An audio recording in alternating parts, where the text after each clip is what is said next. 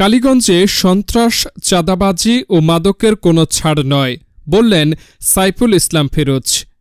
নিজ দলের কেউ মাদকের সাথে জড়িত থাকলেও কোনো প্রকার ছাড় নয়, এমন হুঁশিয়ারি দিয়েছেন কেন্দ্রীয় স্বেচ্ছাসেবক দলের সিনিয়র যুগ্ম সম্পাদক সাইফুল ইসলাম ফিরোজ।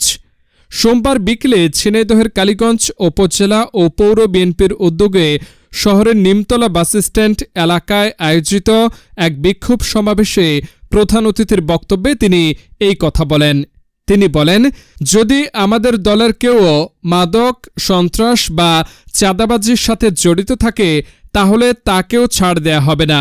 মাদক ব্যবসায়ীরা কোনো দলের হতে পারে না, তাদের বিরুদ্ধে কঠোর ব্যবস্থা নেওয়া হবে। বক্তব্যে বিগত সরকারের সময়ে উঠতি বয়সের তরুণদের মাদকের কবলে পড়ার কথাও উল্লেখ করেন তিনি। বিক্ষোভ সমাবেশ শেষে একটি মিছিল বের হয়।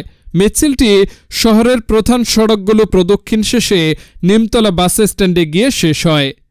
এ সময় উপস্থিত ছিলেন কালীগঞ্জ উপজেলা বিএনপির সাবেক যুগ্ম আহ্বায়ক শহীদুল ইসলাম সাইদুল, ইলিয়াস রহমান মিঠু, পৌর বিএনপির যুগ্ম আহ্বায়ক আনোয়ার হোসেন, জবেদ আলী, মোহাম্মদ আলী জিন্নাহ সহ দলীয় নেতৃবৃন্দ।